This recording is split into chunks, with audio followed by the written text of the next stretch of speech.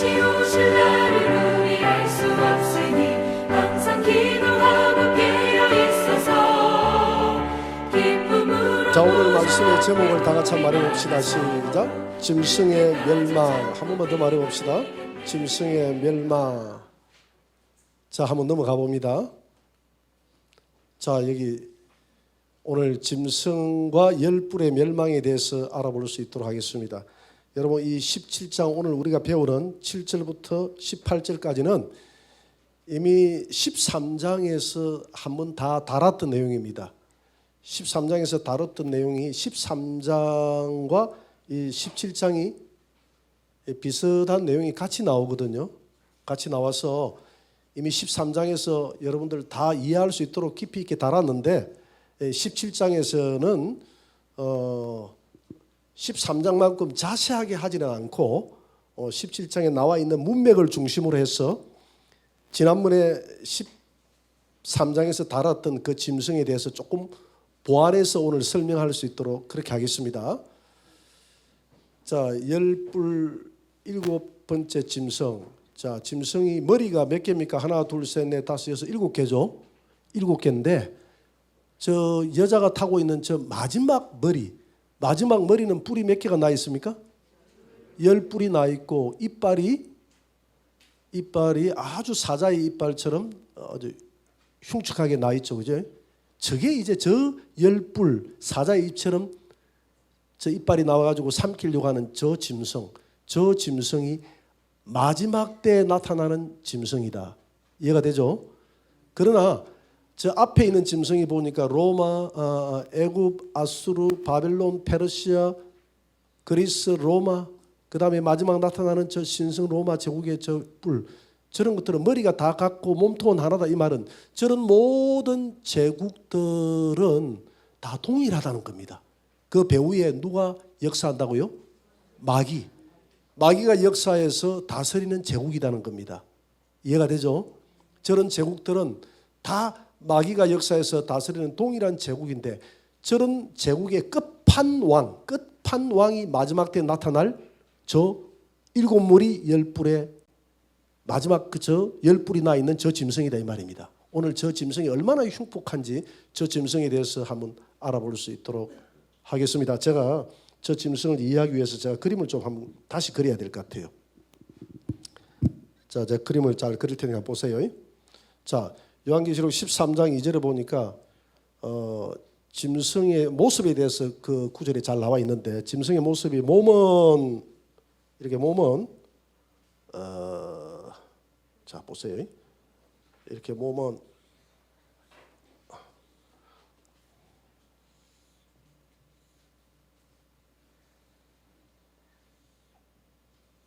짐승의 몸은 표범 같다 그랬어요. 표범. 이 동그라미 뭔지 아십니까? 예, 얼룩달룩한 표범의 표범 같다 그랬어요. 표범인데 이 짐승이 머리가 몇 개다 그랬죠? 머리가 7개다 그랬어요. 7개. 자, 머리 한번 해볼게요. 한 머리.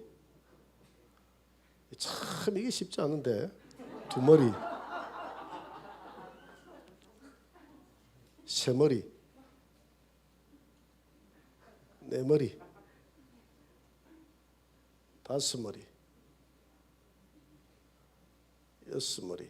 이 마지막 나타나는 게 7째 머리인데 이렇게 되어 있단 말입니다. 짐승의 발은 뭐 같다 그랬죠? 곰발바닥 같아요. 곰발바닥. 이렇게 발이 곰발바닥처럼 발이 커요. 몸은 표범 같고 날쌔다 이 말이죠. 신속하게. 그 다음에 이 이빨이 있는데 이빨이 사자의 이빨 같다. 아주 흉측한 사자 이빨. 짐승은 치아라고 안 하죠. 사자 이빨. 이거는 몸통은 표범처럼 날래다. 이 발은 곰발바다. 발은 곰발바다. 곰발. 아주 이렇게 짓밟는데 아주 힘있게 막 왕창 다 부숴버리는, 그러면서도 신속하고 이빨은 사자이처럼 신속하게 물어가지고 다 부숴버리는 그런 마지막 때 나타나는 이 짐승인데, 어떻게 뱃머리가 다 짐승이 이렇게. 그런데 이 마지막 때 나타나는 이 짐승 8번째, 이 짐승은 7번째 짐승은 뿔이 몇 개다?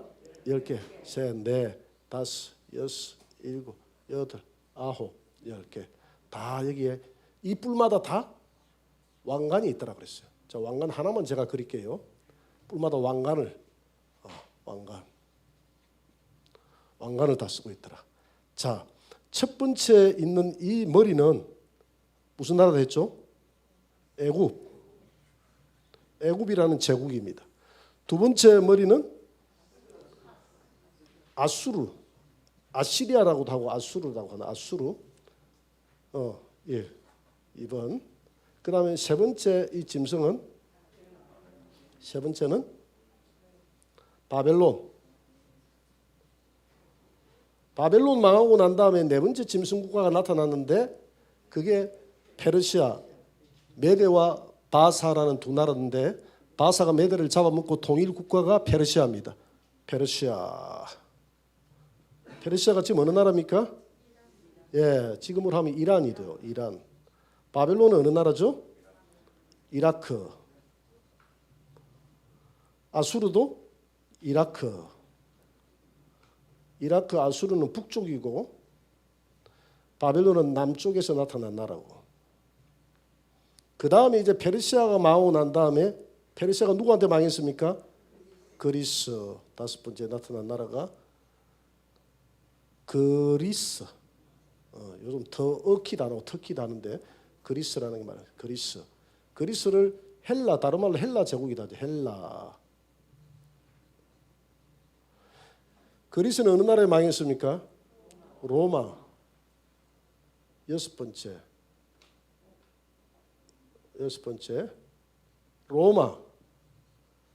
로마에서 망했습니다. 자, 로마에 망했는데, 자, 이런 나라입니다.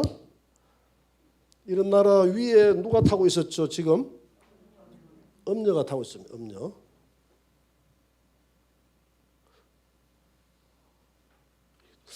참, 이 그림이 잘 안 되네. 여자의 모습을 그려야 되겠죠.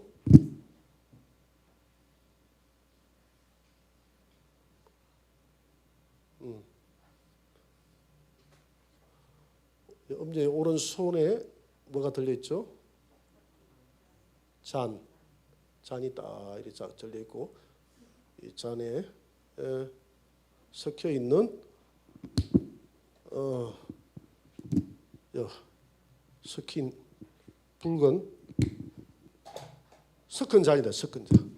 성도의 피를 마시고 있다. 섞은 잔. 섞은 잔을 들고 있다. 이 여자가. 그래서 이 여자는 누구라 그랬죠? 엄녀 바벨론 교회라고 했죠. 바벨론 교회를 요한계시록에는 여자는 교회입니다. 해를 입은 교회, 세속적으로 섞여 있는 교회를 엄녀 바벨론 교회. 이 엄녀 바벨론 교회의 특징이 뭐냐면 정치권하고 결부가 되어져서 정치 권력을 타고 자기의 뜻을 행하고, 정치 권력은 종교 권력을 태워서 자기의 뜻을 행하고, 이렇게 하는 것입니다. 자, 이게 오늘 일곱 머리, 그 다음에 10뿔, 이 짐승의 모습입니다. 엄녀가 이 짐승을 타고 있고요. 자, 이 짐승이 대충 이렇다는 걸 알고 한번 넘어가 봅니다. 자, 이거 도표 설명은 지난번에 했죠. 지난번에 도표 설명을 했습니다. 여기서 여러분들이 도표에서 유의해야 될 것은 7년 대환란이 들어가면, 7년 대환란이 성경에 없다는데 성경의 계시록에 7년 대환란이 여러 군데에서 나옵니다. 두 정인이 전 3년 반 동안 1260일 동안 건세를 가지고 행하고, 그죠? 7년 3년 반이죠. 42달. 그 다음에 저 그리스도가 후 3년 반 동안에 42달 1260일 동안, 후 후 3년 반 동안 권력을 잡고, 그러니까 두 정인의 사역 전 3년 반, 적 그리스도의 권력 후 3년 반 합치면 몇 년 나옵니까? 이걸 7년 대환란이다 하는 거예요. 이 7년 대환란 딱 들어가기 직전에 누가 등장합니까? 적 그리스도가 등장한다고 되어 있잖아요. 그죠? 적 그리스도. 적 그리스도가 등장하는데 이 적 그리스도가 등장할 때 몇 번째 왕이 됩니까? 7번째 왕. 여기 있는 이 7번째 왕입니다. 첫 번째 왕, 둘, 셋, 넷, 다섯, 여섯, 7번째 왕이 되죠. 그죠?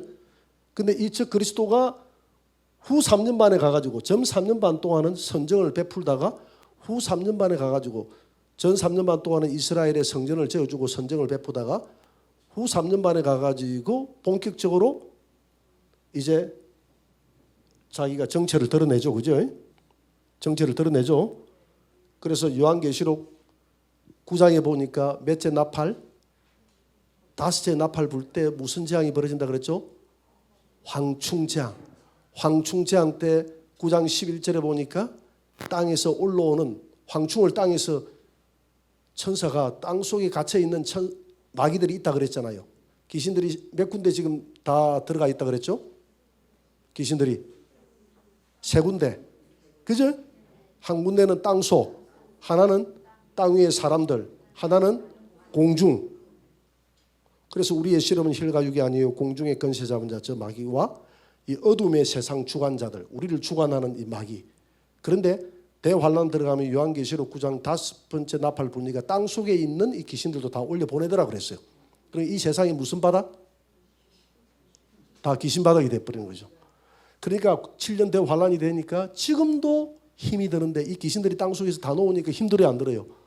힘들어요. 이런 환란 속에서 회개하고 돌아오지 못하는 이유가 이 귀신 바닥에서 그들 중에서 올라오는 것들 중에서 11절에 보니까 5번째 나팔부터 황충재앙에서 올라오는 것들 중에서 누가 올라온다 그랬죠? 아블론, 아바돈이라는 왕이 올라온다 그랬죠. 왕이. 그 왕은 마귀다 아니다? 큰 의미에서는 마귀인데 루시퍼가 아니다라고 이야기했죠. 그죠? 루시퍼는 지금 어디에 있다 그랬죠? 이 청천.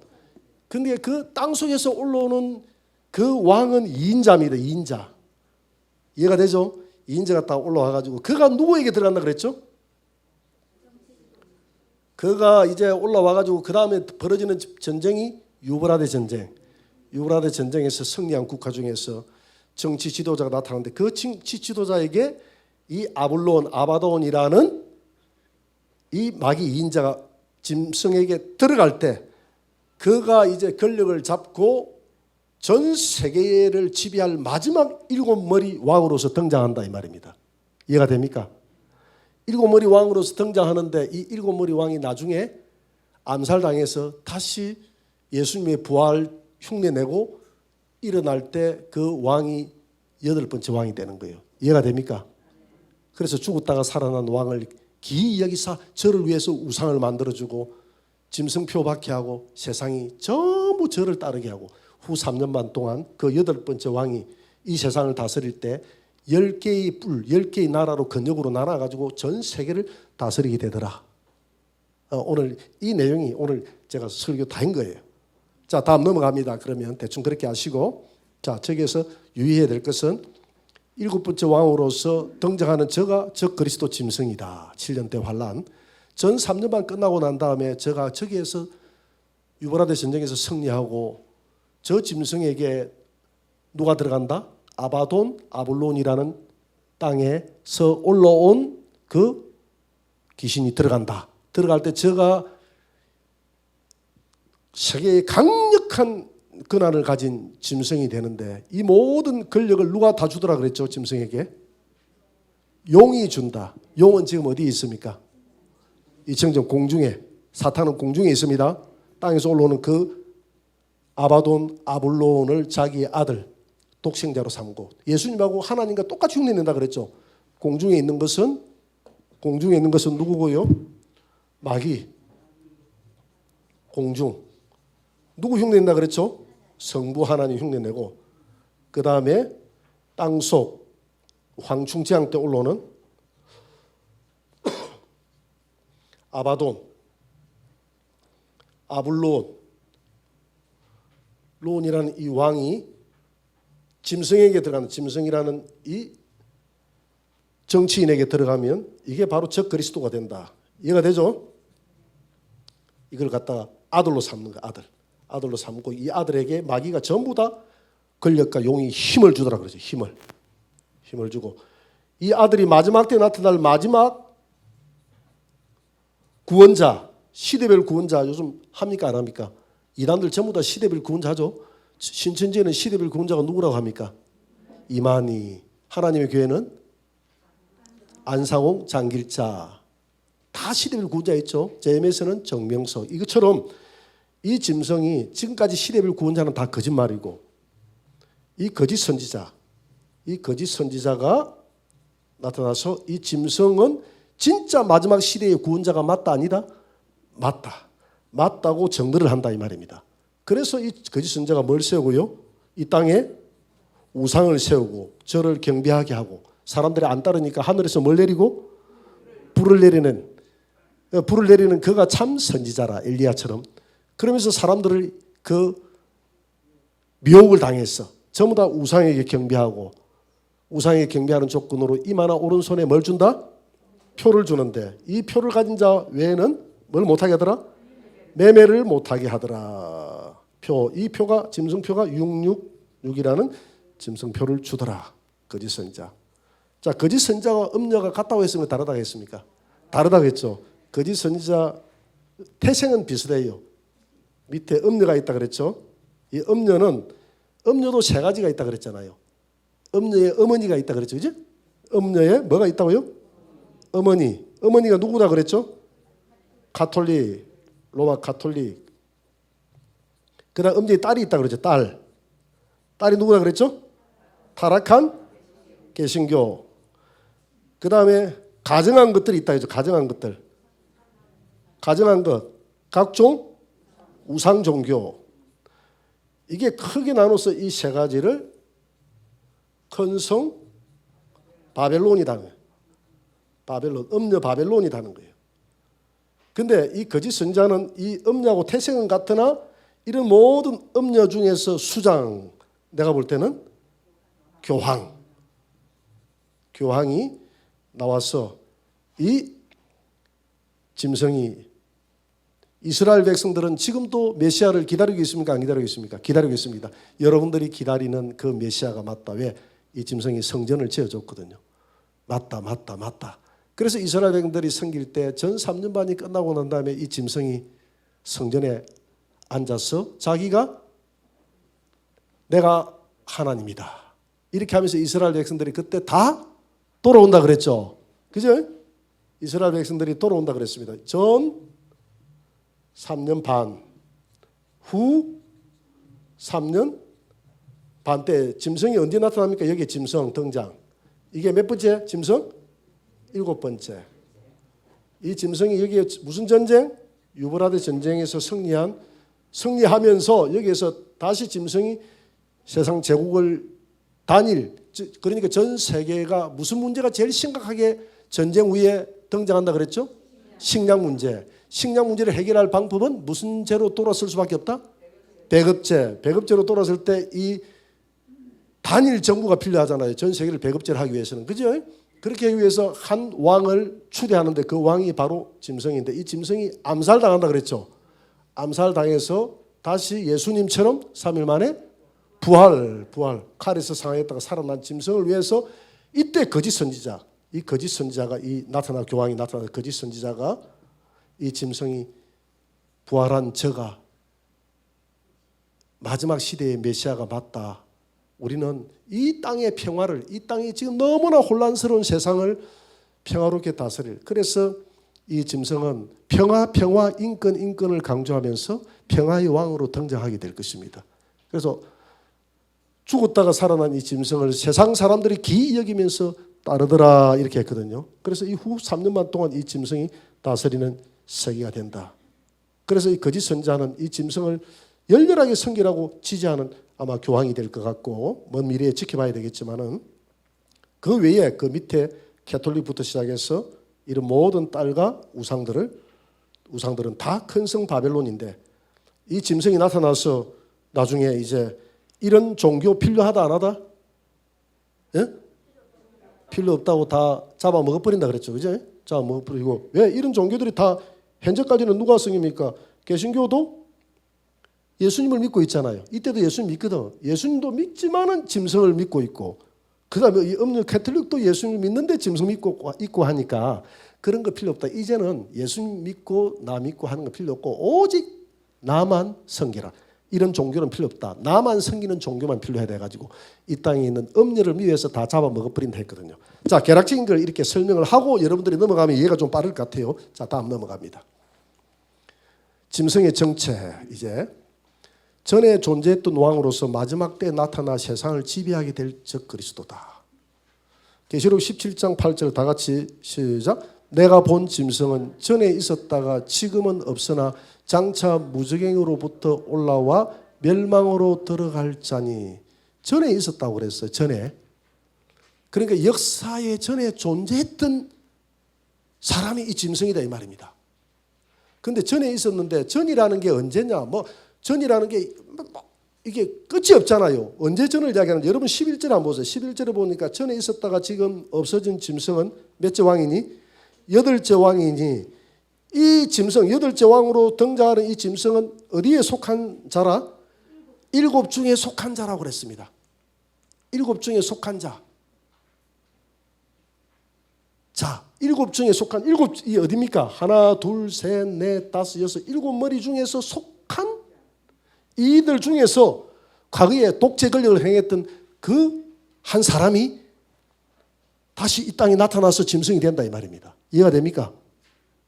7 중에 속했던 전에 있었던 자다. 전에 있었던 자가 아니고 요 나라들 중에서 독재자. 그래서 전에 존재했던 왕에 대한 견해입니다. 크게 나눠서 2가지 견해가 있는데 그러면 전에 있었던 존재 누구를 이야기하는 걸까? 우리가 의문이 가요 안 가요? 의문이 가죠? 그러면 전에 있었던 존재가 누구냐면 1견해 그리스의 왕. 그리스가 어디입니까? 여기에 애굽, 아수르, 바벨론, 페르시아 5번째 나타난 나라가 그리스네요. 전에 있었던 이 1견해 그리스의 왕 안티오쿠스 에피파네스를 두고 한 말이다. 이 안티오쿠스 에피파네스 들어봤습니까? 여러분들 별로 역사에서 별로 못 들어봤죠? 그죠? 역사 공부할 때 아주 역사 공부를 전공 잘한 사람 빼고는 저도 몰랐어요. 성경 보면서 알았지. 이 안티오쿠스 사세라고 하는데 이 에피파네스를 잘 모를 겁니다. 이렇게 왜 이 사람이 그러니까 이 사람 이게 과거에 악행을 해왔던 안티오쿠스 에피파네스가 다시 마지막 시대 8째 왕으로 환생했다 또는 이런 왕으로 등장했다 이런 주장을 하고 있거든. 전에 있었다고 그랬잖아요. 전에 있었던 왕 중에 전에 있었던 이런 뭐 느부갓네살 왕도 있고 하는데 왜 안티오쿠스 에피파네스라고 하는가? 거기에 보면 여러분들이 다니엘서를 우리 옛날에 강의했습니까? 안 했습니까? 이 7머리 10뿔 중에서 10뿔이 있는데 10뿔 있죠? 10뿔 중에서 한 작은 뿔이 나오더라 했거든요.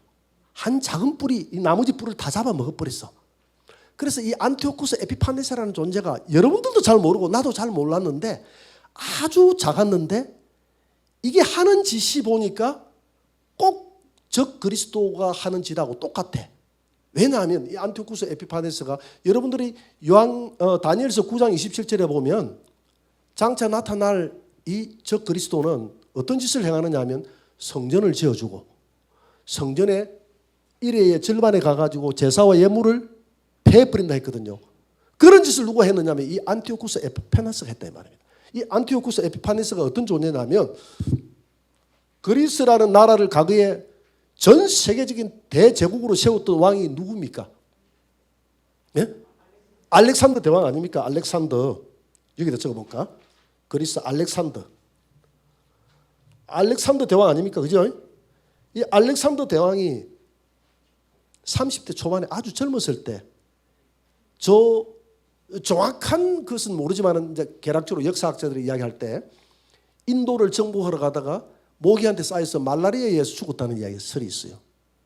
죽고 난 다음에 이 나라가 4등분이 됩니다. 그리스라는 나라가. 그리스가 전 세계를 지배했잖아요. 이 지배한 나라가 이 알렉산더 대왕 밑에 장군이 몇 명 있었다고 그랬죠?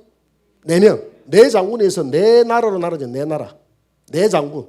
네 장군에 의해서 네 나라로 나눠집니다. 알렉산더 사후에 나눠지는데 그 나눠지는 나라 중에 하나가 시리아. 시리아가 지금 어디죠? 이스라엘 북부 쪽에 있는 게 시리아죠. 그죠? 왼쪽에 있는 게 이스라엘 서쪽에 있는 게 레바논이고 그 레바논 오른쪽에 있는 게 나라가 시리아고 그 밑에 있는 나라가 요르단이고 그렇잖아요. 그죠? 그 시리아를 중심으로 해서 이렇게 아시아 국가를 물려받았던 이 네 나라 중에 한 나라가 셀루쿠스라는 이 장수가 이 나라를 물려받았다면 셀루쿠스라는 나라를 세웠단 말이에요. 분할을 받았다 이 말입니다. 이 셀루쿠스 나라의 이 안티오쿠스 에피파네스는 몇 대 왕이냐면 8대 왕이에요. 8대 왕. 이게 이름이 누구다고요? 안티오쿠스 4세라고 하고 에피파네스라고 한다. 이름을 왜 이렇게 어렵게 지었는지 나도 이해가 안 돼요. 그냥 이동영 이렇게 하면 간단하게 끝나는데 그죠? 안티오쿠스 에피파네스. 이거 참 이름 이야기도 너무 어렵다. 이 8대 왕이에요. 8대 왕. 8대 왕. 근데 이 8대 왕이 하는 짓이 뭘 했냐면 이 왕이 정복 전쟁을 하고 애굽으로 내려가 가지고 전쟁을 하다가 올라오면서 그 예루살렘을 침공해 가지고 예루살렘 성을 완전히 정복해서 그래서 이걸 미치광이다 그랬어요. 그 가만히 있는 예루살렘을 정복해 가지고 예루살렘에 있는 그 모든 하나님 앞에 제사 지내는 제사 제도를 싹 없애버렸죠. 제사 제도를 없애버리고 제사를 없애버리고 그 다음에 안식일도 못 지키게 하고 그 다음에 율법도 다 없애버리고 그 다음에 할례도 없애버리고 그 성전 안에 뭘 세웠느냐면 제우스상을 세워. 제우스. 이 제우스상이 헬라 그리스의 신 중에 신 아닙니까? 그죠? 그래서 우리나라의 신이 제일이 돼가지고 제우스 신을 갖다가 이 성전 안에다 세워놔 놓고 제우스 신. 여기다가 뭘 드리게 했느냐면 돼지 머리를 드리게. 돼지 머리. 돼지 머리는 이스라엘 백성들이 유대인들이 가장 싫어하는 겁니다. 이걸 드리게 하고 이 제우스 신에게 경비하게끔 만들고 이렇게 하지 않으면 누구든지 잡아서 다 죽이는 성전을 해파해버리는 이런 짓을 행했다. 그래서 다니엘서 9장 27절에 보니까 성전 절반에 장차 나타날 이 적그리스도는 자기가 성전에 앉아서 내가 하나님이다 하고 우상을 세우고 그죠? 그가 적그리스도다 했는데 이 안티오쿠스 에피파네스가 하는 짓이 꼭 장차 나타날 적그리스도가 하는 짓하고 똑같이 행했다 이 말입니다. 별것 아닌 이 안티오쿠스 에피파네스가. 그래서 10뿔 중에서 작은 뿔이 하나 나와가 10뿔을 잡아먹어버렸다. 10뿔을. 작은 뿔. 이 안티오쿠스 별게 아니 이게 하는 짓이 보니까 꼭 장차 나타날 적그리스도다. 그래서 장차 나타날 적그리스도가 오늘 본문의 8절에 보니까 이 짐승은 전에 있었다고 그랬잖아요. 그죠? 전에 있었는데 11절에 보니까 7나라 중에 하나라는 힌트를 줬잖아요. 그 7나라 중에 하나 그리스라는 나라의 안티오쿠스 에피파네스 이 완전히 응치불난 이 미치광이 같은 이 안티오쿠스 에피파네스가 적 그리스도의 모형이다. 그래서 장차 나타날 이 짐승은 가만히 사도 요한에 보니까 전에 있던 녀석인데 고기를 갖다 보니까 이 짐승 적 그리스도는 전에 있었던 안티오쿠스 에피파네스가 환생해서 나타나가지고 지금 이 정치 지도자에게 들어갔구나 이렇게 본 겁니다. 이해가 됩니까? 이렇게 주장하는 사람이 있고 또 하나는 넘어갑니다. 보세요. 안티오쿠스 에피파네스가 이 견해는 안티오쿠스 에피파네스가 아니라 네로 황제다. 네로 황제일 것이다. 왜냐하면 네로 황제도 지금 이 시대는 이 계시록을 기록했던 시기는 AD 95년도거든요. 네로 황제가 언제 죽었습니까? AD 68년도에 죽었잖아요. 지나갔잖아요. 지나갔으니까 전에 있었던 왕이다. 이렇게 전에 있었던. 네로는 지나간 존재이기 때문에 네로가 맞다. 왜냐하면 이 네로라는 말을 이 헬라로 쓰면 네론 카이사르가 됩니다. 이 네론 카이사르를 히브리어로 음력에서 읽으면 네론 카사르가 돼. 카사르. 네론 카사르를 여러분 히브리어는 단어 하나하나에 숫자로 환산할 수 있어요. 그래서 이 네론 카이사르를 히브리어로 읽어보니까 네론 카사르라는 말이 나오는데 이것을 숫자로 환산해 보니까 숫자를 다 조합을 해보니까 이 네론 카사르 단어 하나가 조합이 돼가지고 다 숫자를 한번 매겨보니까 얼마가 나오더라? 666 짐승표가 나오더라 이름이. 그래서 저를 세워보라 사람의 순이 저는 666이라. 666은 사람의 이름이 다 있거든요. 아, 네로의 이름이구나. 그래서 당시에 이 편지를 썼을 때 그래서 지금 성경학자들은 이 짐승이 지나간 시대의 네로다 이렇게 단정하시는 분들이 굉장히 많습니다. 이렇게 주장하시는 그 신학자들도 있고 학자들이 성경학자들이 계시록을 배우는 학자들이 많아요. 그래서 지나간 시대의 사람이다 이렇게 하거든요. 그런데 이제 미래를 바라보는 이런 학자들은 네로가 환생해서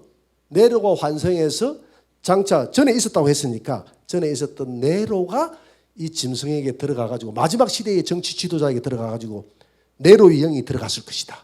네로의 영이 들어가가지고 네로가 그 로마의 시내를 불태워버리고 기독교인들을 다 사자의 밥이 되어가지고 죽였던 그 최초의 핍박했던 그 황제 아닙니까? 이것처럼 이렇게 마지막 시대 때 짐승이 세계를 지배하게 될 것이다. 이렇게 앉아 이 두 견해가 있는데 자 다음 넘어갑니다. 이 두 견해 중에서 안티오쿠스 사시나 네로 황제 같은 동일한 인물이 환생한다는 말이 아니라 동일한 악행을 행할 자가 나타났다. 이 박윤선 박사가 그렇게 얘기했어요. 환생은 아니나 동일한 네로나 이 안티오쿠스 에피파네스처럼 그리스도인들을 죽이고 우상을 세우고 하나님을 대적하는 이런 악한 존재가 비슷한 존재가 나타난다는 말이다. 이렇게 이해를 해야 된다라고 했는데 저도 이 말에 동의를 합니다. 네로나 안티오쿠스 에피파네스 같은 이런 존재가 나타나다는 전에 있었던 왕이라고 했으니까. 근데 중요한 것은 전에 있었던 왕이나 지금 나타나는 이 일곱째 마지막 짐승이나 배후의 역사는 마귀는 같다 안 같다? 같다는 겁니다. 마귀가 동일하게. 그래서 여러분 이런 모든 제국들이 다 어느 나라를 지배했죠? 이스라엘을 지배했어요. 이스라엘을 못 살리고 굴었습니다. 그래서 이스라엘을 못 살리고 그렇기 때문에 다니엘서 보면 짐승 국가라고 그랬죠. 짐승은 신천지는 목사를 짐승이다 하는데 목사는 짐승이 아닙니다. 목사는 짐승이 아니고 목사는 그냥 목사일 뿐이지. 그 다니엘서에 보면 정치 지도자, 제국. 그래서 짐승은 누구를 이야기하냐면 짐승은 왕, 정치 지도자 왕을 이야기했고 왕은 곧 이꼬르 나라, 제국이었다고. 제국. 이런 나라들을 짐승 나라다 했단 말이에요. 일곱 머리, 일곱 짐승이다 말이에요. 그러니까 애굽이 짐승이다 말이에요. 왜 애굽이 짐승이냐? 이스라엘 나라를 못 살리게 굴었으니까 짐승같이 굴었으니까 짐승이다. 그 다음에 바빌론이 이스라엘을 못 살리고 굴었으니까 짐승. 아수르가 이스라엘을 침공했으니까 짐승이다. 그리스가 이스라엘을 침공하고 로마가 하나님의 백성을 침공하고 성전을 허물고 했으니까 짐승이라는 겁니다. 이해가 되죠?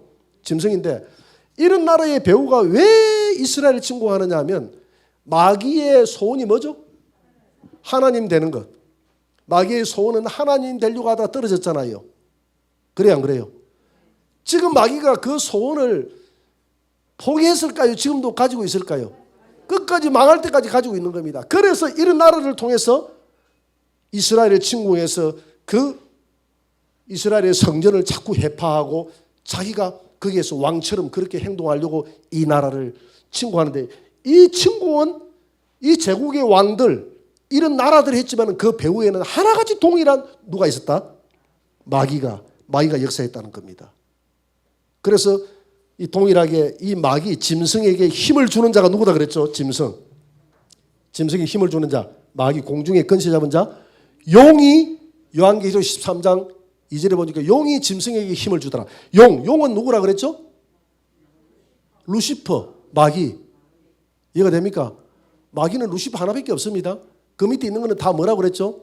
귀신. 그래서 이 용이 이런 짐승에게 힘을 주더라 말이에요. 용이 이 마귀가 애굽 나라에 힘을 줬다, 아수르에 힘을 줬다, 바벨론에 힘을 줬다, 페르시아, 그리스, 로마에 다 용이 지배를 하고 힘을 줬다. 하나님의 나라를. 그때는 이 용이 아직까지 자기 때가 아니라고 생각하는 거예요. 왜냐하면 이런 나라 해가지고 이스라엘을 점령해봤자 아무리 제국이라도 한 부분이잖아요. 그죠? 마지막 때 나타날 이 7번째 이 머리 짐승은 전 세계를 다 지배하는데 자기 혼자 지배를 못하니까 10개의 근역으로 나눠서 전 세계를 다 지배해가지고 전 세계의 사람들이 다 보는 데서 자기가 나는 뭐다고 선포합니까? 나는 하나님이다. 나는 마지막 시대의 메시아다 하고 자기를 높여서 하나님처럼 행동한다 이 말입니다. 이 배후에는 다 누가 있다고요? 마귀가 있습니다. 자, 그러면 넘어가 봅니다. 다음. 그래서 전에 존재했던 그 존재가 바로 짐승인데 이 짐승은 그냥 전에 있었던 존재다라고 했는데 이 짐승이 과거의 안티오쿠스 에피파네스나 네로 황제를 두고 지금 한 말이다 이렇게 보고 있는 거예요. 그들 중에 하나다 이렇게 보고 있는데 그들이 환생한다는 말이 아니라 그들에게 역사했던 그 마귀가 다시 마지막 시대에 이 짐승에게도 동일하게 들어가서 그들이 행했던 악행을 동일하게 행할 것이다 이렇게 보고 있는 것이죠. 자, 7머리의 정체입니다. 그러면 좋습니다. 여러분 짐승이 대충 어떤 존재인지 알아봤으니까 일단 이 7머리의 존재를 다시 한번 더 봅시다. 역사에 존재했던 7제국의 왕을 의미한다. 이 짐승은 계시록 17장 10절 보세요. 다 같이 시작. 또 7왕이라 5은 망하였고 하나는 있고 다른 하나는 아직 이르지 아니하였으니 이러면 잠시 동안 머무리리라. 이 7머리 짐승이 누굽니까? 이렇게 하니까 이 7머리 짐승은 누구냐면 7왕이다. 자, 5은 망했고 다 지나간 나라다 이 말이죠. 망해서 없어졌다 이 말이죠. 하나는 있고 하나 있는 나라가 누구 나라입니까? 예? 하나 있는 나라. 로마죠, 로마. 그죠? 지금 이걸 기록할 때는 지금 로마 시대 때 기록을 했잖아요. 로마가 이스라엘을 정복할 때 기록했지 않습니까? 그죠? 사도 요한이 로마 시대 때 반모섬에서 유배 가가지고 기록했잖아요. 그러니까 하나는 있고 이 머리 중에서 로마는 지금 6번째 머리 로마는 지금 있다. 이때 로마는 현존하는 나라다. 현존. 로마는 현존. 지금 존재하고 있고 그 다음에 이 5개 애굽, 아수르, 바벨론, 페르시아, 그리스는 어떻게 됐고? 망했고 이 나라는 다 망해버렸잖아요. 망했고 지나갔다 이 말입니다. 하나는 현존하는 나라. 이 현존하는 나라 이때에 지금 사도 요한이 요한계시록 기록했지 않습니까? 그리고 하나는 아직 이르지 아니했는데 하나가 이르지 않는 이 7번째 나라. 이게 7번째 나라. 이 나라가 장차 이 땅을 지배하게 될 제국. 이 왕이 짐승 즉 그리스도가 된다 이 말입니다. 이해가 되죠? 자, 다음 구절 넘어가 봅니다. 7머리에 대한 이해입니다. 망한 5제국은 어디죠? 애굽, 아수르, 바벨론, 페르시아, 그리스. 5왕은 지나가서 망했고 그 다음에 하나는 있고 했잖아요. 있는 나라가 어느 나라죠? 로마 6번째 왕. 장차 한 나라는 장차 나타난다 했는데 그 나라가 신성 로마 제국인데 7번째 왕이 될 것이다. 근데 7번째 왕인데 지금 이 짐승은 17절에 보니까 11절에 보니까 8째 왕이 됐잖아요. 그죠? 이게 무슨 말이냐면 7번째 왕과 8째 왕은 다른 왕이 아니에요. 죽었다가 부활하여 살아나면 그가 8번째 왕이 되는 겁니다. 죽었다가 부활하고 난 다음에 우리 예수님도 부활하고 난 다음에 예수님과 부활하기 전에 예수님이 다르잖아요. 부활하기 전에는 다 랍비여 선생이여 이렇게 했는데 부활하고 난 다음에 하나님이여 이렇게 하거든요. 마찬가지입니다. 전 세계가 칼에 상하였다가 살아난 이 짐승을 부활하고 난 다음에 저를 위해서 우상을 만들고 이제 전 세계를 본격적으로 지배하는 8번째 왕이 된다 이 말입니다. 자, 7번째 왕과 8번째 왕의 그 관계를 한번 봅시다. 계시록 17장 11절. 전에 있었다가 지금 없어진 짐승은 8째 왕이니 7 중에 속한 자라. 아까 그랬죠? 7 중에 속했던 네로 아니면 안티오쿠스 에피파네스인데 제가 왕이 되는 것은 암살당했다가 예수님처럼 부활하여 살아나는 그런 퍼포먼스를 한다고 그랬죠. 그러니까 전 세계 사람들이 저를 기이 여겨서 따르더라. 7번째 왕이 죽었다가 살아나면 8번째 왕으로 등장합니다. 계시록 13장 3절 한번 봅니다.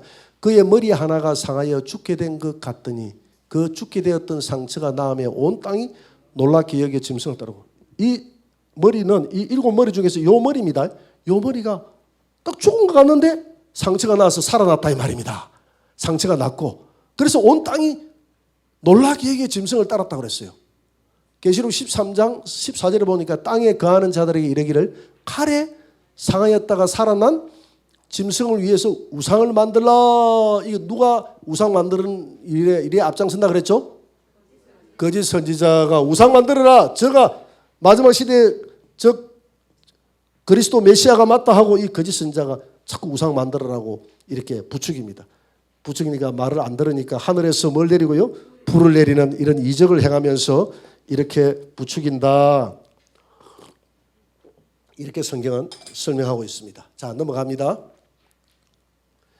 자, 그러면 이제 이 7머리에 대해서 알아봤잖아요. 이제 대충 알겠죠? 근데 10뿔. 자, 마지막 이 뿔이, 마지막 머리에는 10개의 뿔이 나 있더라. 그러면 이 10개의 뿔이 누구냐? 10개의 뿔이. 신천지는 10명의 장로라고 하는데, 아닙니다.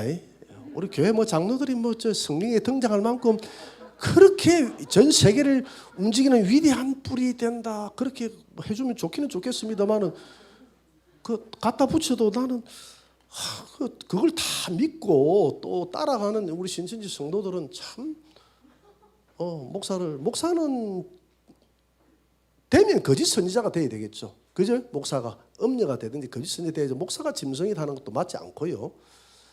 또 장로가 이 10뿔이다 하는 것도 목사하고 이 타락한 목사하고 이 장로하고 이 합쳐가지고 온 세계를 영적으로 지배한다 하는데 이거 성경적으로 전혀 맞지 않습니다. 다니엘서도 보면 뭐 목사다 장로다 이런 말이 없어요. 다니엘서 보면 그 10뿔 7머리 짐승에 대해서 정확하게 나와 있습니다.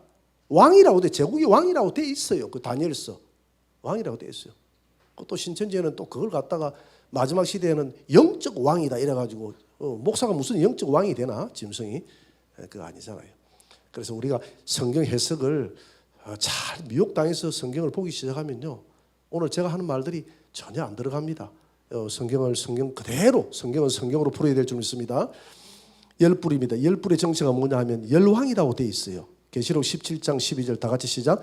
내가 보던 10뿔은 열왕이니, 열왕은 장차 짐승과 더불어 세상을 다스릴 왕적 권세를 받게 될 것이 이 열왕. 앞으로 나타나는 이 나라를 제가 지난 시간 계시록 13장에서 공부를 했죠. 혼자서 세상을 못 다스리니까 전 세계를 10개의 권역으로 나눠서 권력을 배분한다 그랬죠.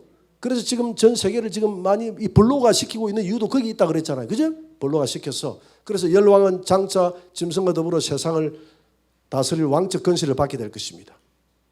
계시록 17장 12절 다 같이 시작.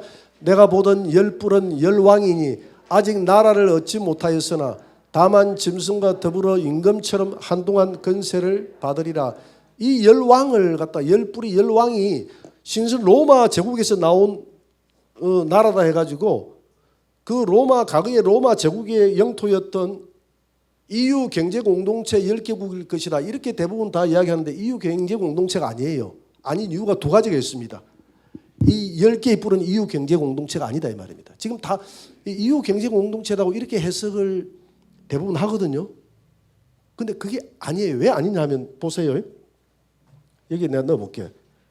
첫째, EU 경제 공동체가 아닌 이유가 10개의 뿔이, 첫째는 EU 경제 공동체는 10개의 뿔이 아니고 지금 현재 27개국입니다. EU가. 개수가 몇 개국이라고요?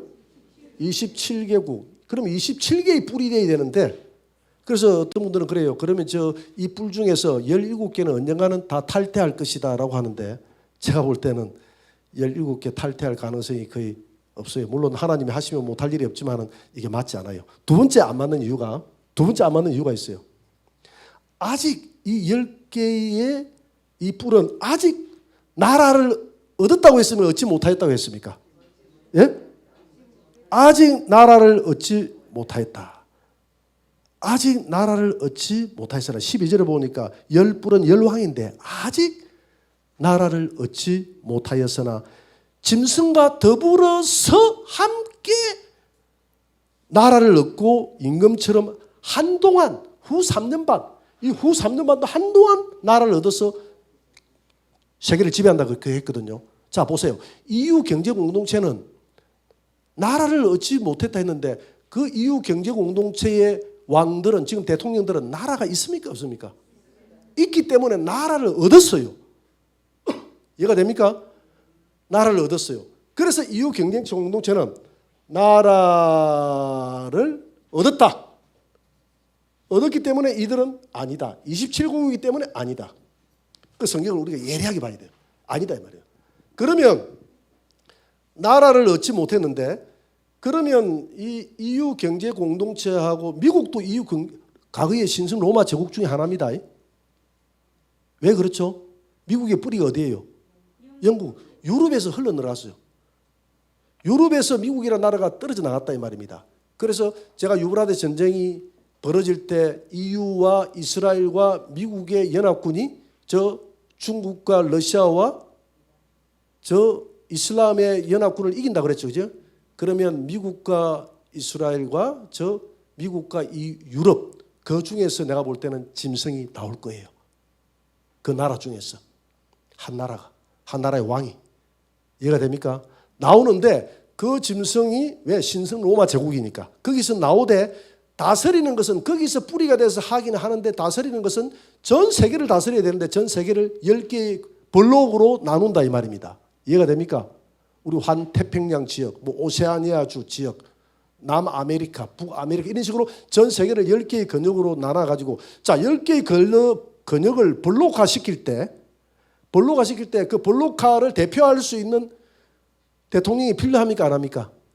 필요하죠. 그 권한을 이 짐승이 10개의 근역을 10개의 블록으로 나눠가지고 이 오세아니아주 대통령은 너 호주 대통령은 안 돼. 너 말 안 들었어. 뉴질랜드 너가 돼야 돼. 너가 해. 이렇게 하고 남아프리카는 페루 지역에 있는 대통령 너가 해. 남아프리카 너는 대표하는 수장이야. 그때의 왕적 권한을 부여하는 거예요. 이해가 됩니까? 그래서 이 열불은 EU 경쟁 공동체가 아니 열불은 존재는 아직까지 있다 없다? 없어요. 짐승이 등장해가지고 짐승이 유브라데 전쟁에서 전 세계에서 전쟁에서 승리하고 이 땅의 식량 문제가 대두돼가지고 이 땅을 배급절해가 이 땅 모든 민족들을 살려야 되겠는데 그때에 이 대통령 한 명 누군가를 이제 추대를 해야 될 거 아니에요? 추대할 때 이 땅에 있는 모든 대통령들이 당신이 이 땅을 다스려 가지고 이 땅의 문제를 해결해 주세요. 그 전쟁에서 승리한 국가 중에서 이 대통령이 한 나오는데 그가 짐승 즉 그리스도가 되는데 그가 이 세상을 지배할 때 자기하고 뜻을 같이 할 수 있는 그런 이 10개의 나라를 나눠서 권력을 전부 하나씩 다 배분해 줘가지고 그때 10개의 나라는 자기가 그 지역의 대통령이 되면서 짐승과 더불어서 이 짐승과 더불어서 짐승 이게 저 그리스도 아닙니까? 저 그리스도가 더불어서 이 10개의 이것도 같은 짐승이죠. 같은 짐승, 작은 짐승, 이 작은 짐승들과 합해서 전 세계를 지배하게 되더라. 그래서 이 작은 뿔, 이 10개의 뿔은 아직 나라를 얻지 못했습니다. 아직 대통령이 아니에요. 아직 나타난 존재가 없어요. 장차 나타나게 될 것입니다. 누가 세계를 지배할 때? 저 그리스도 일곱 머리, 이 일곱 번째 짐승이 등장을 해야 돼요. 일곱 번째 짐승이 등장해가지고 이 짐승이 암살당하고 부활했을 때 그때 우상 세우면서 전 세계를 본격적으로 나눕니다. 이해가 되죠? 그래서 요한계시록 후 3년 만이 돼야 돼요. 그 짐승표라는 것은 지금 나타나는 게 짐승표가 아닙니다. 그 누가 그러더라고 백신을 맞아야 됩니까 안 맞아야 됩니까 이렇게 해가지고 백신에 음모론이 많아가지고 거기에 뭐 하이드로젤이라는 그 아주 가벼운 물질이 우리 안에 들어가 액체가 들어가가지고 고체로 굳어져가지고 우리의 정보를 다 빼앗아 가는데 그게 그저 666이 될 가능성이 많기 때문에 맞지 마세요. 이번에 거기도 뭐 센터에도 그렇게 강의를 했지 않습니까? 그래서 미국도 그렇고 전 세계도 그렇고 우리 성도들이 여기에 대한 굉장히 불안감이 있습니다. 그래서 제가 이제 친절하게 다 답을 해줬죠. 그렇게 문의하는 분이 몇 분 있었어요. 그래서 제가 답을 다 해줬어요. 첫째, 그게 맞지 않는 이유가 있다. 첫째는 짐승, 즉 666표라는 것은 후 3년 반 요한계시록 13장 짐승이 나타나야 짐승표가 된다. 그 전에는 짐승표라는 말 자체가 있어요, 없어요? 없어요. 사도 바울도 짐승표 펴지 말라 이런 이야기를 한 적도 없고 베드로도 한 적도 없고요. 요한계시록 13장 때 짐승표가 등장합니다. 왜? 짐승이 나타나가서 짐승이 주는 표가 짐승표다 이 말입니다. 아직까지 후 3년 만이 됐습니까? 안 됐습니까? 안 됐어요. 그래서 첫째 아니다. 두 번째는 우상이 세워져야 돼요. 우상에게 경배하는 조건으로 짐승표를 준다 그랬어요. 그래요, 안 그래요? 근데 지금 우상이 세워졌습니까? 안 세워졌습니까? 우상에게 경배하고 백신 맞습니까? 아니잖아요. 그래서 짐승표가 아니다. 그 다음에 세 번째, 짐승표는 무엇으로 쓴다 그랬죠? 매매의 수단으로 쓰는데 백신은 매매의 수단이 아니잖아요. 의료용이잖아요. 용도가 달라요, 용도가. 그래요, 안 그래요? 성경은 우리가 그냥 내 생각으로 그럴 것 같다 이렇게 하면 안 돼요. 성경에 있는 문자 하나, 글자 하나 틀리면 안 된다 해도. 성경을 정확하게, 그래서 우리가 마지막 때는 말씀 가운데 써야 돼요. 그래서 용도가 달라, 용도가. 이해가 됩니까? 그래서 그거는 666이 아니에요. 그 다음에 네 번째, 이마나 오른손에 받는다고 그랬어요. 백신 줄 때 이마에 줍니까? 보니까 팔뚝에 주대. 그러면 성경에서 팔뚝이나 이마나 오른 이렇게 해놨을 거예요. 성경은 정확합니다. 이마나 오른손이 이유가 있는 거예요. 그렇기 때문에 이 네 가지 조건 중에서 하나도 안 맞아. 그래가지고 유전자 조작을 행해가지고 사람을 혼미하게 하고 짐승을 경비하게 이렇게 만든다고 하는데 그런 일이 없어요. 몸의 유전자 조작은 좀 될지는 모르겠어요. 나는 뭐 그런 과학자가 아니니까 모르지만은 우리의 영혼을 조작할 수는 없어요. 그걸 믿어야 돼요. 왜냐하면 여러분들이 성경 요한계시록 13장에 보니까 짐승하고 성도들이 극렬하게 싸웁니다. 이미 백신 맞은 성도들 유전자 조작이 돼가지고 전부 다 머리가 해롱해롱하고 짐승 다 성결하면 다 찬양하고 성결되는데 왜 이렇게 성도들이 격렬하게 싸운다? 이 말은 성도들이 정신이 조작 안 당하고 조종 안 당하고 그때까지 제대로 남아있다 없다? 남아있었다는 거예요. 그러니까 싸우는 거죠. 이해가 됩니까? 그래서 백신 맞아도 됩니다. 그래서 그런 내가 인터넷에 들어가 보니까 혹 빠지게 돼 있더라고. 보니까 성도들이 다 빠지게 돼 있더라고. 불안감에 빠지게 돼 있더라고. 그래서 우리가 이 말씀을 명확하게 봐야 됩니다. 말씀에 벗어나면 안 돼요.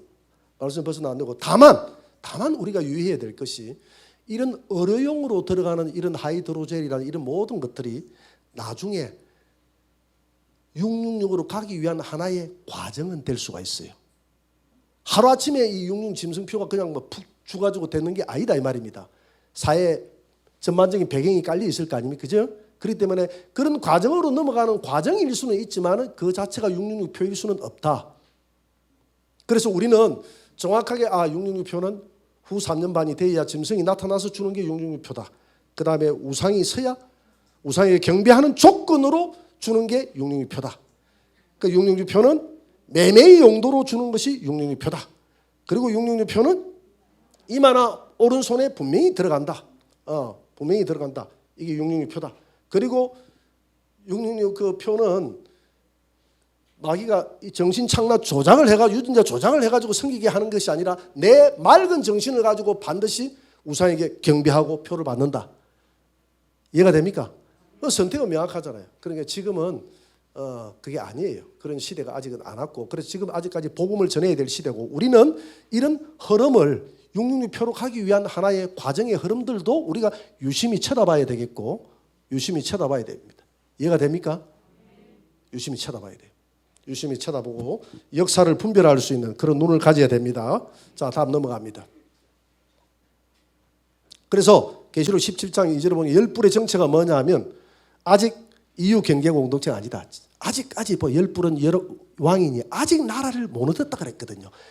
짐승이 등장해야 나라를 얻습니다. 후 3년 반이 돼야 나라를 얻습니다. 그리고 그들이 왕의 건세는 몇 년? 3년 6개월. 후 3년 반이니까 3년 6개월 아닙니까? 짐승과 더불어 3년 6개월 동안 한시 동안 건세를 받는다. 후 3년 반 동안 짐승과 더불어서 10개의 나라가 이해가 되죠? 이게 열불의 정체입니다. 자, 다음 넘어갑니다.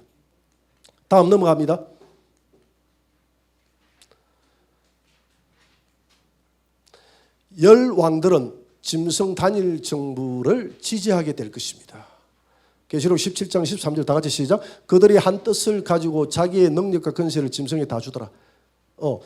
이 열 왕들은 이 짐승이 10개의 블록으로 세우고 이 열 왕들은 자기의 모든 권한을 짐승에게 다 위임하는 거예요. 왜? 한 뜻을 가지고. 그들도 다 배후에 역사하는 이 마귀가 똑같은 마음을 가지고 있다는 것이죠.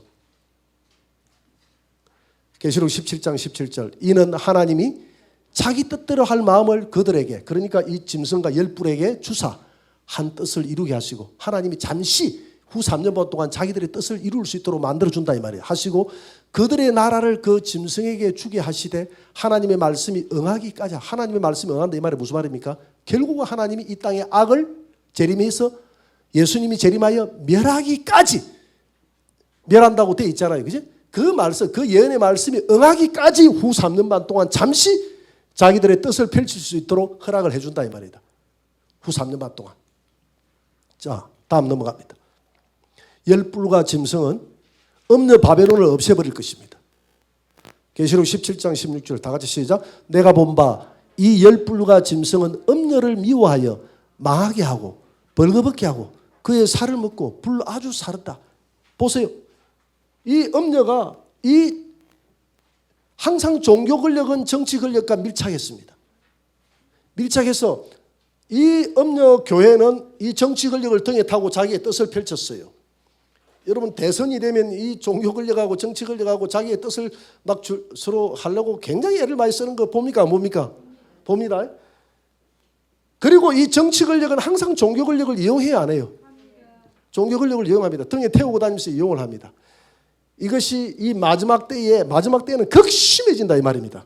이 거짓 선자하고 이 종교 권력, 그 다음에 이 음녀들, 이 땅에 있는 모든 타락한 교, 개톨릭부터 해가지고 타락한 이 개신교, 지금 이 WCC라든지 이런 모든 종교가 우리 하나되자 하고 다 손잡고 가정한 우상 종교하고 하나되자 하니까 정치인들이 축사 나옵니까? 안 나옵니까? 여러분들 본 적이 없는가 봐요. 그런 거 좋아하면 정치인들이 그 하나되자 하는 자리에 오라 하면 좋아합니다. 근데 정치인들 보고 부흥회 하는데 이렇게 오라 하면 잘 옵니까? 안 옵니까? 예? 그 믿음이 신실한 우리 정치인들 오겠죠. 그죠? 그 세상 정치라는 것이 이렇게 야합하는 자리는 좋아하는데 절대 예수만 섬기고 이러면 싫어한다 이 말입니다. 이렇게 야합하는 이 교회를 예수님도 믿으면서 세상 모든 종교와 하나 된다 하고 이렇게 야합해가는 이 종교가 정치하고 밀접해가지고 이 정치 권력은 이 종교 권력을 잘 짊어지고 다니다가 나중에 딱 세상을 다 잡고 나고 이용할 만큼 다 해먹고 나면 그 다음에 이 정치 지도자가 이 음녀는 자기를 지지하지만 아직도 자기 음녀는 마음속에 누구를 믿고 있습니까? 예수를 믿고 있고 또 이 가정한 것들은 자기 종교 신을 믿고 있잖아요. 그러니까 이 짐승의 입장에서 볼 때는 앉아 내가 세상을 다 잡았는데 필요합니까? 안 합니까? 음녀가. 필요 없어요. 지금까지는 세상 권력을 잡기 위해서 필요했는데 필요 없으니까 이 음녀 권력이 자꾸 뭐 자기들이 잘난 척하고 이래 나부대니까 이 정치인이 볼 때 이제 너는 끝났어. 이제 나는 너 도움도 필요 없어. 그렇게 하고 열불과 이 짐승은 이 열불, 열 나라, 각 나라마다 가만서 이 종교 지도자들을 쳐다보니까 가가지거든. 가가니까 저 종교들 싹 다 없애버려. 그러니까 이 명령을 누가 하겠습니까? 짐승이 이 10개의 국가에 다 하달하겠죠. 그죠? 하달하니까 10개의 국가의 왕들도 맞다. 이제는 당신만 섬기면 됩니다. 당신이 이 땅에 구원할 구세주입니다. 우리가 보니까 너무 정치 잘하네요. 당신 구세주입니다. 이렇게 해가지고 이 땅의 모든 예수를 섬기는 종교, 각종 우상 종교 싹 다 없애고 나 짐승, 나 하나만 하나님으로 섬겨라.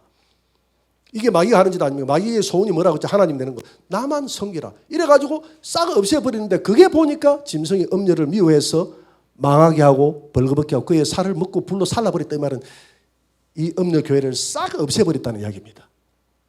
그래서 교회는 정치 권력하고 너무 가까워지면 안 돼요. 이 선지자들은 선지자적인 목소리만 높이면 거기서 끝을 내야 돼요. 왕이여 그렇게 하면 아니 되나이다. 왕이여 이 나라가 그렇게 하면 왕이여 망하나이다.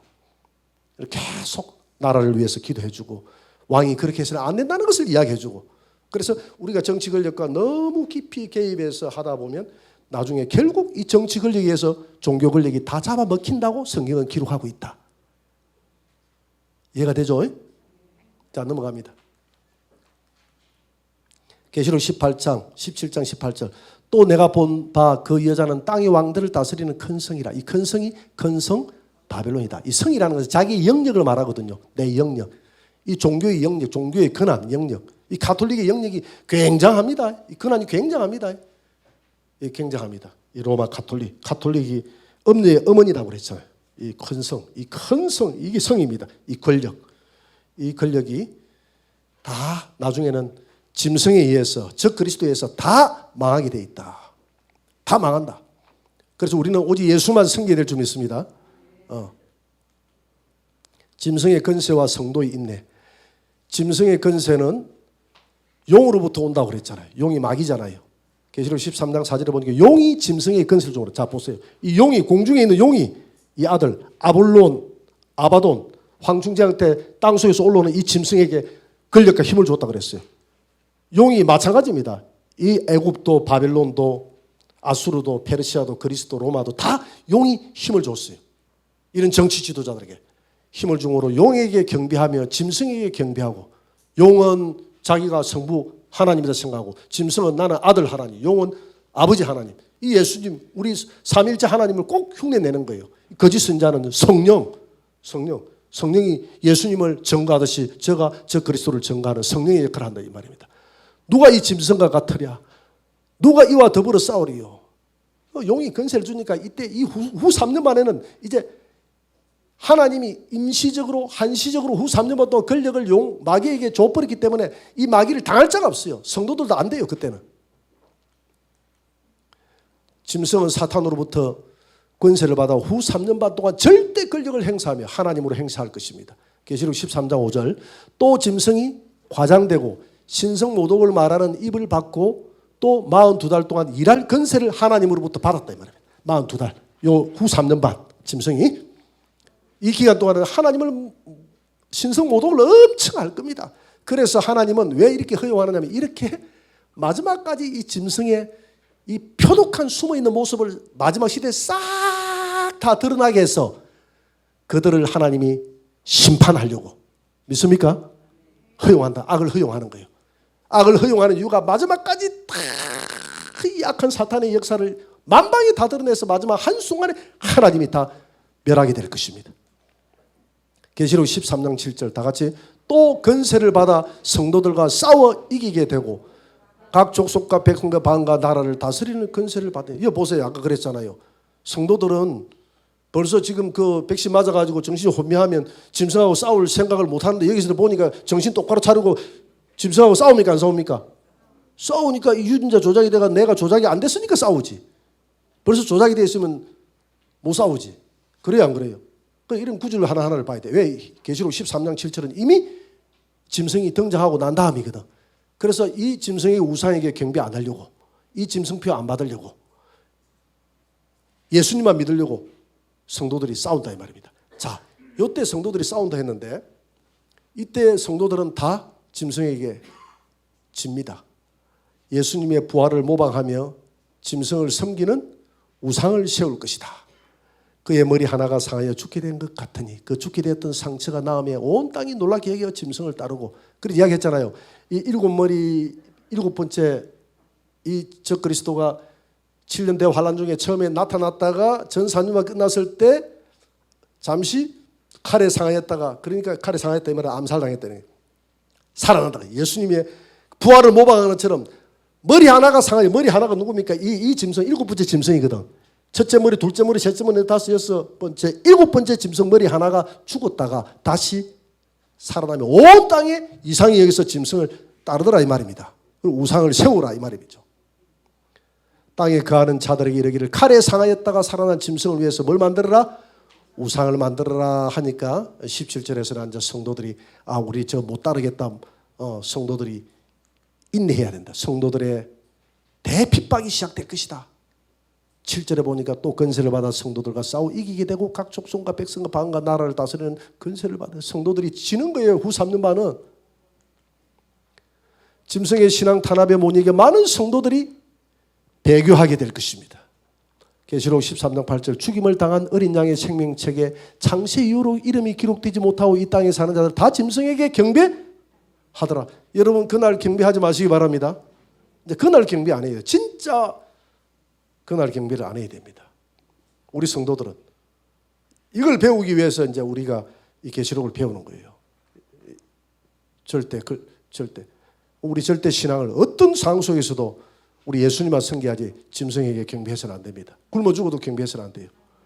그래서 계시록 13장 10절에 보니까 경배하지 아니하고 사로잡힐 자는 사로잡히게 하고 칼에 죽을 자는 마땅히 죽을 것이니 성도들은 인내함으로 신앙을 지켜야 할 것입니다. 계시록 13장 10절 성도들의 인내와 믿음이 여기 있느니라. 그런데 성경은 여러분들이 후 3년 반 동안에 다 죽도록 내버려 두지 않는다고 기록하고 있어요. 후 3년 만이 지나면 이렇게 짐승이 막 우리 성도들을 힘들게 하고 우상에게 경배하라고 이 짐승 표 받아라고 하고 안 그러면 매매를 못한다고 하니까 많은 사람들이 못 견뎌서 애기들은 울어샀죠. 이래서 아니 못 견뎌서 아이고 저 뭐 경배하면 하고 표 받고 말지 이렇게 해가지고 다 하는데 믿음이 제대로 된 성도들은 끝까지 신앙의 절개를 지킬 때에 짐승이 여자가 낳은 아이를 딱 잡아먹으려고 저들을 다 죽이라라고 하는 그 시점에 하나님이 계시록 12장 5절에 보니까 이리로 올라오라 해가지고 휴거시켜 버리는데 오늘 예배드리는 이 자리에 우리 성도들이 하나도 안 남고 다 올라가 버리더라. 할렐루야. 그날에 남아가지고 샬롬 하는 건 좋은 날이 아닙니다. 그런 인사를 이 땅에서 하면 안 돼요. 그런 인사는 하늘에 가서 해야 될 줄 믿습니다.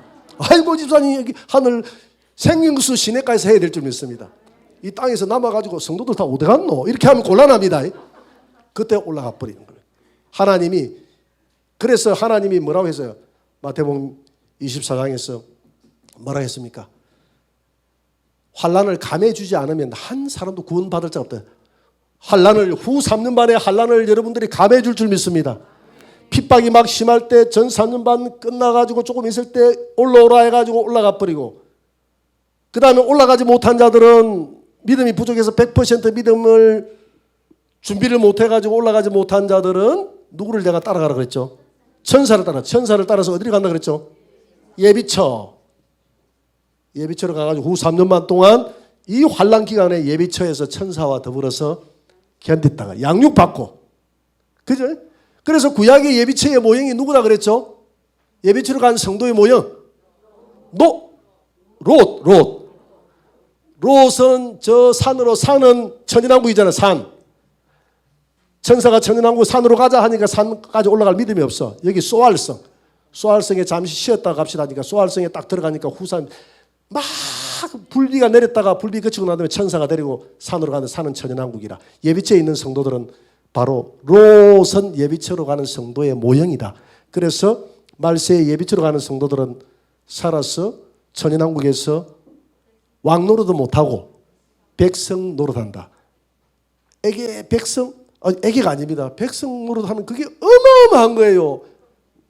여러분 그건 아담과 하와가 에덴 동산에서 살았던 그 모습을 회복하는 거니까 얼마나 좋아요. 그래요 안 그래요?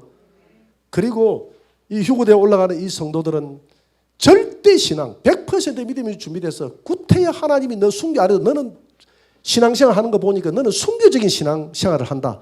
그런 사람들은 다 데려갈 줄 믿습니다. 그래서 죽도록 충성하고 그래서 이건 올라가는 휴거의 신앙은 어려운 게 아닙니다. 요한계시록 여러분 2장 3장에 잘 나와 있잖아요. 하지 말라는 거예요. 이세벨의 교훈을 따르지 말라. 발람의 교훈을 따르지 말라. 내 머릿속에 발람의 교훈 다 없애고 예수님만 잘 섬기고 할렐루야. 그리고 첫사랑 회복하고 죽도록 충성하고 그 하나님이 작은 일에 충성하고 그리하면 우리를 신부로 다 올라가게 할 줄 믿습니다. 올라가는 사람 몇 명이나 될까요? 글쎄 모르겠어요. 그런데 보니까 요한계시록 7장 14절에 보니까 계시록 환란 가운데서 올라오는 흰옷 입은 수많은 무리들이 있다 그랬거든요. 그 무리들은 죽어서 올라가는 것이 아니라 살아서 휴거되어 올라가는 성도인 줄 믿습니다. 우리 성도들 그날에 다 위로 올라가는 이런 소망을 가지고 여러분 믿음 생활 하시기 바랍니다. 그래서 이런 짐승이 나타나가지고 전 세계를 지배하게 할 때 갈수록 교회는 어려워집니다. 교회의 핍박은 어려워지고 교회가 예배 드리기가 어려워집니다. 그래서 세상이 너희를 미워하거든 너희는 기뻐하고 즐거워하라. 하늘에서 너희 상이 큼이니라. 너의 육신을 죽이는 그 자들을 두려워하지 말고 네 영혼까지도 지옥으로 보낼 수 있는 하나님을 두려워하고 너희들은 세상 사람들을 두려워해서는 안 된다. 그래서 여러분들 아무리 세상이 우리를 미워해도 절대 신앙, 아무리 여론이 미워해도 예수 그리스도만 섬기고 가는데 이게 생명의 가치가 있다는 것을 믿고 그래서 성도들의 인내가 여기 있다니 인내함으로 신앙생활하면 주님이 오시는 그날에 우리를 다 같이 올라오라 하면 우리 같이 다 올라갈 수 있도록 여러분 예배에 충실하시고 기도에 충실하시고 맡은 사명에 충실해서 신랑이 2경에 올지 3경에 올지 4경에 올지 모르기 때문에 우리는 매일 깨어서 세마포스를 준비하고 기름 등불 준비해서 항상 주님 맞이할 수 있는 준비하는 저와 여러분들이 되시기를 주의 이름으로 축원합니다.